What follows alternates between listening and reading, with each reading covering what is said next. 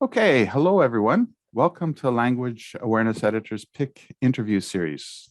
Language Awareness is a peer-reviewed international journal that publishes research of second language learning and teaching. And in this interview series, we feature researchers of articles picked by the journal editor, Professor Masatoshi Sato. My name is Jason Brown, editorial manager for the journal, and today we're here with Leila Gholami, whose article, Incidental Corrective Feedback Provision for Formulaic versus Non-Formulaic Errors, EFL Teachers' Beliefs and Practices, has been recognized. Welcome, Leila. Hi, thanks. Thank you for having me. Yes, we're really pleased to have you. Thank you so much for joining us. And so, Leila, first, I'd like to share, if you don't mind, if you could share your bio info with our listeners. Sure, of course. I'm a PhD candidate in linguistics and applied linguistics in the Department of English at Arizona State University. Well, my research interests primarily lie in the area of instructor second language acquisition in general, and in particular in the role of formulaic language in enhancing second language learners' accuracy and fluency in both spoken and written discourses. Okay, thanks so much, Leila. Let's get started with some questions about your current research. So could you tell us a little bit about the topic of your recent study and the study's objectives?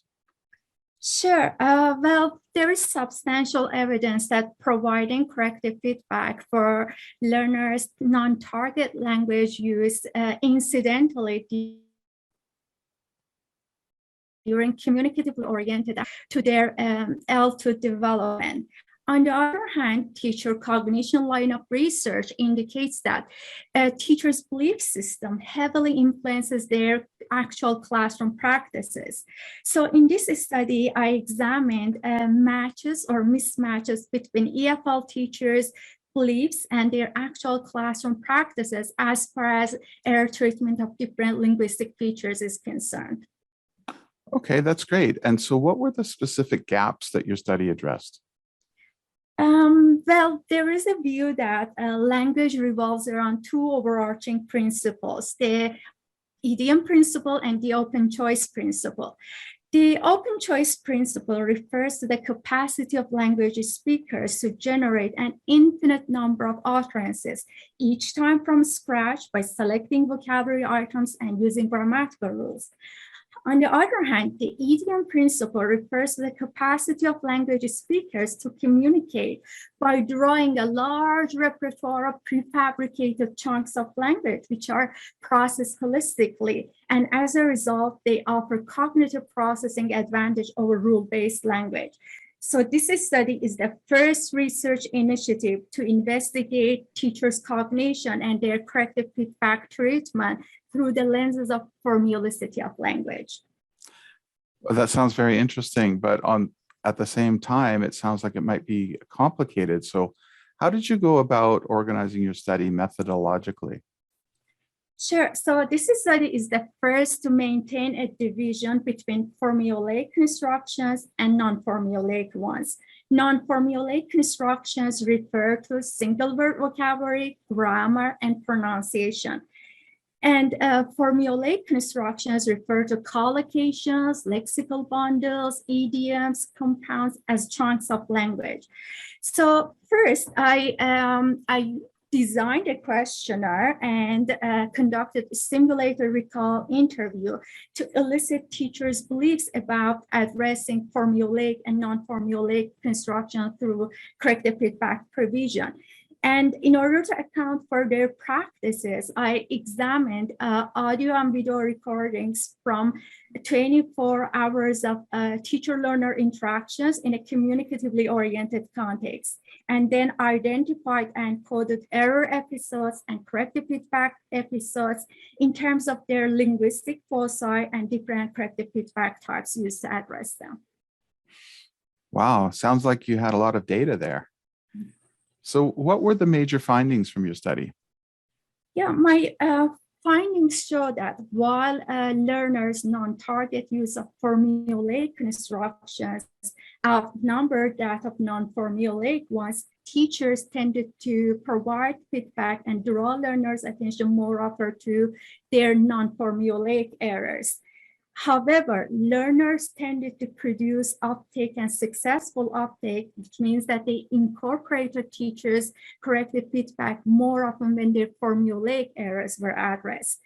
Regarding teachers' cognition, my findings show that while teachers unanimously believe that it's important to draw learners' attention to formulaic errors as often as, if not more, than non-formulaic errors, but their practices did not reflect their stated beliefs.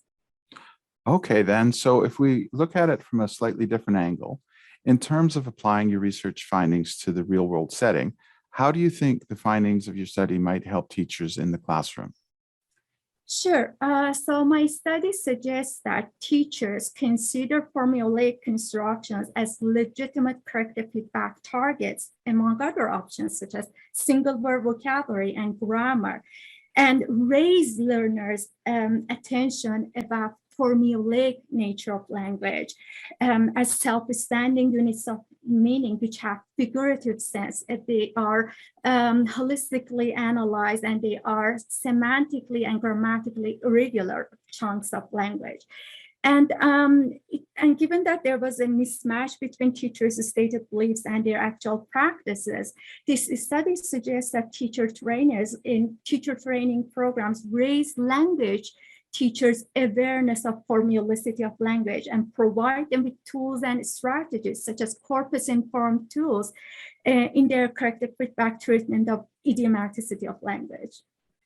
That's great. And so I just wanted to ask you next, in terms of your experience publishing with language awareness, what comments or feedback do you have about that experience?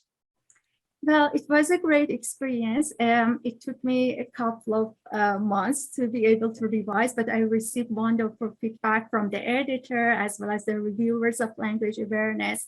And the fact that my paper has been selected as editor's pick in a top tier journal gives me a lot of hopes for my future career in applied linguistics as a graduate student. Yes, congratulations so much, Leila. That's fantastic. And so as we notice, we look at your track record, you've had quite a few publications already. So as a PhD student, would like to know what have been the key ingredients that have made your early career success possible?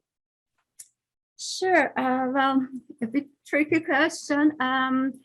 My interest in research on formulaic language dates back to my MA studies. And in my MA thesis, I investigated form-focused instruction of formulaic language. And after admission to ASU as an urban institution, I pursued this line of research further and examined formulaic language in written discourse. Currently, I'm focusing on investigating formulaic competence in L2 assessment and eventually automated evaluation of formulaic competence in a large-scale proficiency test. So I believe that identifying a gap in the literature and investigating that phenomenon from different perspectives could help graduate students like me to be able to publish and contribute to research in applied linguistics. Sounds like some great advice. And again, we really appreciate you sharing that with us today. So on behalf of Professor Sato, the editorial board of the journal, and Taylor and Francis, we'd like to thank you for contributing your research to the journal and participating in the interview today. Thank you so much. Thank you for having me again. It's been a real pleasure. Thanks, Leila. Okay, I think I've stopped the recording. I'm just going to leave the meeting, Leila, and I'll come back, okay? I'll come back to the meeting after. Sure.